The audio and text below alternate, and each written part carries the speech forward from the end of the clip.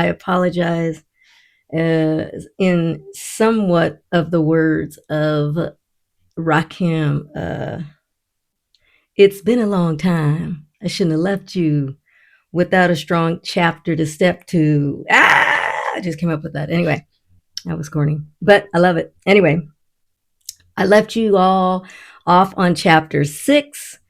This is chapter 7. Again, my story ain't going nowhere. Yes, it was done back in 2015, but this is my book and this is my story, and I am going to tell it.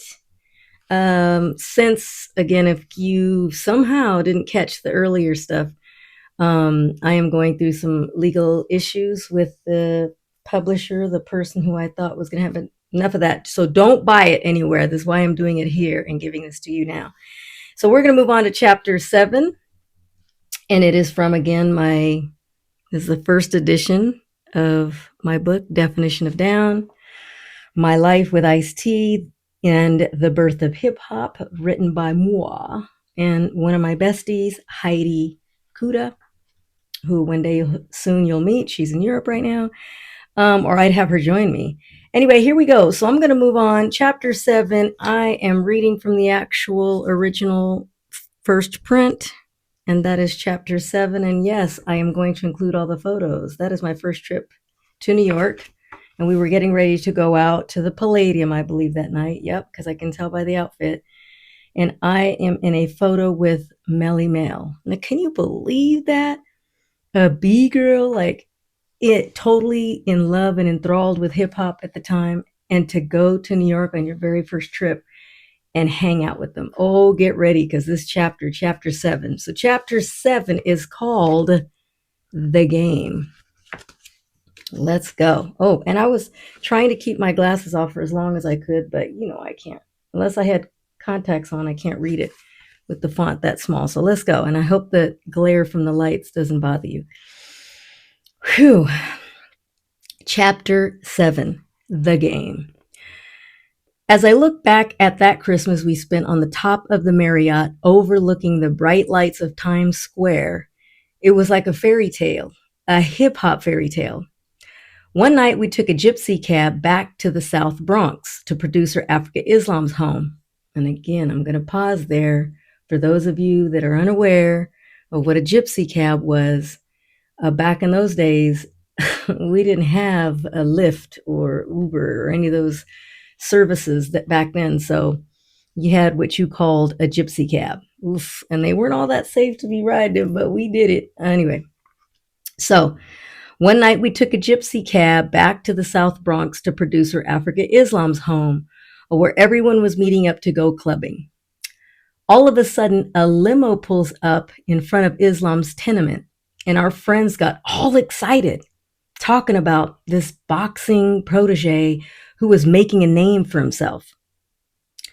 This yoked up teenager, nicely dressed, gets out of the limo and makes his way into Islam's apartment. Everyone's taking pictures and cheering him on, telling him he's going to be the next big heavyweight champion. I just remember this guy being hella sweet, laughing along with everyone else. And when he introduced himself to me, he said, "Hi, my name's Mike." I thought he was just another nice guy, and only later would I find out as I look back and realize it was Iron Mike Tyson. Yes, I have all the fit photos and some video to prove it. Anyway, it was Iron Mike Tyson. That night, he was just a sweet kid kicking it with his homies. Pretty soon, Tyson's arrival was upstaged by Grandmaster Flash, the OG hip-hop god himself. Flash was a pioneer of the hip-hop game, earning his legendary status with his pioneering DJing skills. Now let's just take a little quick pause and break there. Grandmaster Flash? Again, hello? I'm telling you these stories that happen to be... wow. Again, at the time, of course, I knew these guys were mega, just major figures in hip-hop world, but as you look back, I'm like, I tell you, not a day goes by where I'm like, This life is just something else. But it was pretty dang incredible. So I'm just waiting there to go out, excited to just be in New York. So all this other stuff is just icing on one hell of a cake. So yeah, he got upstaged by Grandmaster Flash, the hip hop god himself. Flash was a pioneer of the hip hop game, earning his legendary status with his pioneering DJ skills. Tracy, of course, Ice-T's real name, whispered in my ear, "That's Flash." He'd met him before, but it was my very first time. And I'd spent years already listening to his music. Here I am meeting him. It was so surreal. He was wearing leather pants, fingerless gloves, a double leather belt, and wore his hair in thick plaited cornrows. Next knock on the door was Melle Mel. I know, I'm not kidding. Not kidding. And I got all the pictures and everything to prove. It was just so incredible. Next knock on the door was Melle Mel. He was already a famous rapper known for The Message and White Lines. In real life, he was a character with wild long hair and a deep bass voice. One of my favorites still to this day. He sported sunglasses and tight-fitted jeans. You couldn't help but notice his buff physique under his football jersey. And that's that picture. I'll include it in this. You couldn't help but notice his buff physique under his football jersey. Man, I am so glad I have photos of us from that night where I'm wearing a short black miniskirt and a silver lame blouse that Tracy bought me on that trip. I felt like a little hip-hop princess. We piled into cars and gypsy cabs. The illegal cabbies, of course, I spoke about earlier. They were the only drivers willing to take us from the Bronx all the way into Manhattan, where we rolled up to the legendary Palladium nightclub. It was the place to be in New York at that time, and the line outside was down the block. This night would mark the beginning of Tracy and me going right to the front of the lines. We were mobbed up with the biggest names in rap at the time, and the doorman slipped us right behind the velvet rope. I remember feeling nervous and insecure, but trying to play it off for Tracy. Nothing fazed him. Nothing ever shook that guy. But I looked around at all these bomb-ass people. I mean, I felt like a scrub from Riverside, California. Like, how the hell did I get here? I wasn't even 21 yet. Barely out of my Converse, and I'm looking around at New York high club society. The women were dazzling. Some were wearing slinky little dresses and 6-inch stilettos with big 80s hair. Others had bright men's style shirts and shoulder pads with leggings and thigh-high boots. Ooh.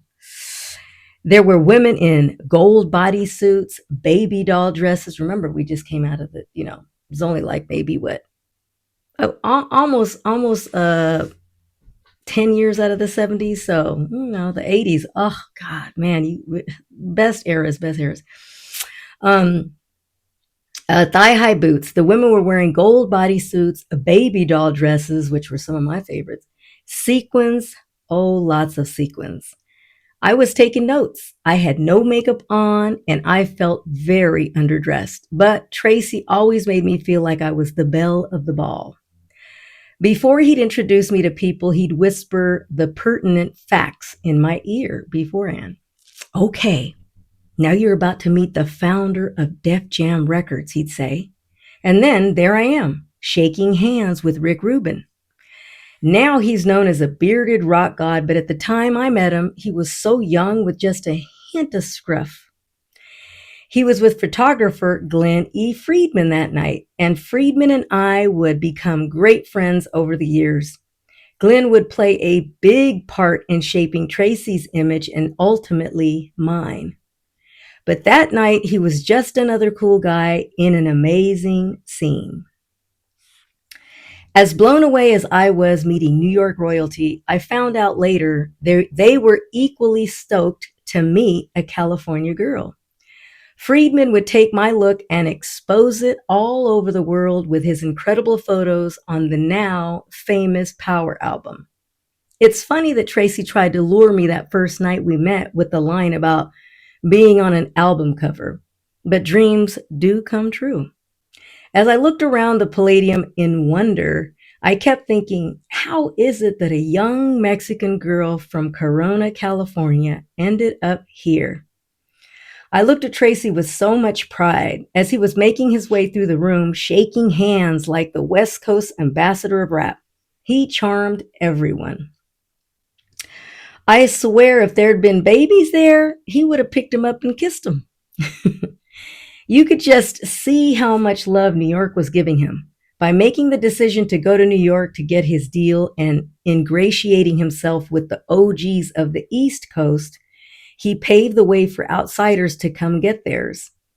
I look back on that night and realize it was our debut as the first, lost my place, hold on. It was our debut as the first couple of rap. Tracy was always by my side. He made it clear to everyone that we were together, unlike a lot of so-called players who hid their women and wives in the background. He told me, we're doing this. It's just the beginning, but we are doing this. We went back to the Marriott around 4 a.m. and ordered room service.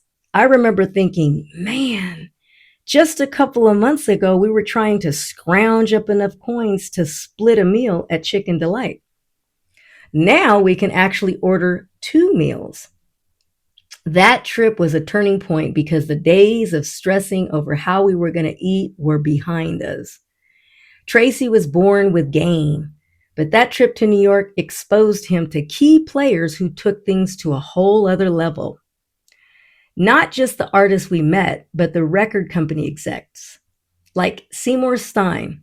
He was the exec at Warner Brothers that really got what Tracy was talking about. Stein had signed Madonna and the Ramones. And when he heard Tracy's music, he had the guts to give him a deal with total creative freedom. Very unrare. The fact that Tracy and Islam had already recorded a complete album's worth of material allowed them to get the record out that much faster. We flew back to LA on top of the world, first class. I'm tripping off all the room we had, the way the stewardess made sure she took care of us, and Tracy was eating it up.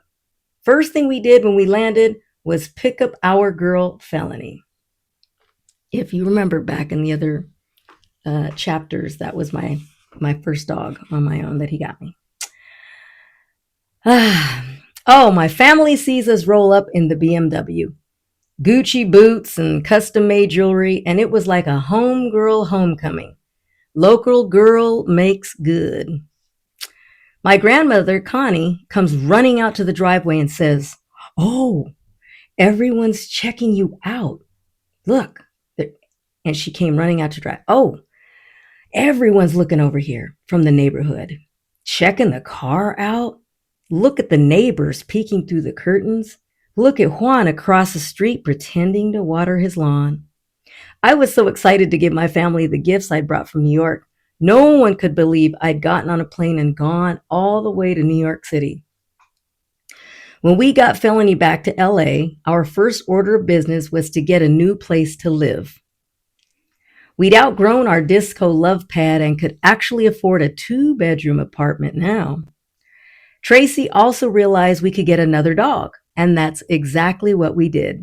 This time, we didn't have to grab a pup out of a cardboard box on Hollywood Boulevard. Now, mind you, this is way back when there were no, shelters around like they are now and adoptions and all that and everything. So just remember that, because now I adopt. Tracy realized we could get another dog, and that's exactly what we did. This time, we didn't have to grab a pup out of the cardboard box on Hollywood Boulevard. We got our very first English bulldog, Chopper, a little white runt who squinted like Popeye. Oh, he was the sweetest little tough guy. For Felony and Chopper, it was love at first sight. They were such awesome buddies. We found an apartment in the heart of Hollywood, right at the foothills near the Hollywood Bowl. His first major album, Rhyme Pays, was just about to drop, and he had started giving interviews there. His designer alter ego, Antoine, had reappeared and decked out our place with bright red carpeting, a classic black hand chair with the fingers that cupped you as you sat, and a glass coffee table propped up by a sculpted black panther. Got plenty of pictures of that thing. Oh, I love that table. I should have kept it. Hold on. I turned the page and lost my place. Here we go. The photo shoot for Rhyme Pays consisted of me putting on bikini bottoms with a top that I'd cut super short and fitted because I didn't have a top to go with that bottom. It's funny. I wore the gun necklace Tracy had made in New York, and we were sitting in his old Porsche, which now had a fresh coat of paint. Glennie Friedman took the photo, and we went for that classic Cali look, even down to the palm trees in the background. There was so much excitement brewing in the streets of South Central because Warner Brothers, through its subsidiary Sire Records, was hyping Rhyme Pays on the radio, and local stations started playing the single 6 in the morning. They played it before the release of the record. It was a totally different sound from the East Coast because it was a different state of mind. His rhymes broke new ground as they spoke of the gang culture that he'd grown up around. Although he was born on the East Coast, he grew up in South Central Los Angeles, an orphan raised by an uncaring aunt. Aside from his homeboys, he was alone in the world, and when he met me, I became his family. It truly was me and him against the world. The fact that his music was about to have a major impact on the world didn't change things between us. We needed each other. He always told me, it's me and you, 24/7. The fact that I was a Mexican girl made me long for a kid, no lie. Even at 18 in my culture, you're an old maid if you got a man and no kids. He got the dogs to placate me, but I yearned for a child. It would be years before he relented because he had a plan and he wanted us to do things the right way. He had a daughter before he met me, and that forced him to go into the army. He felt bad he couldn't properly support her, and he didn't want for us to start out that way. Tracy was on a mission. He was the LA player MC Ice-T, and he was about to go global. That's chapter 7.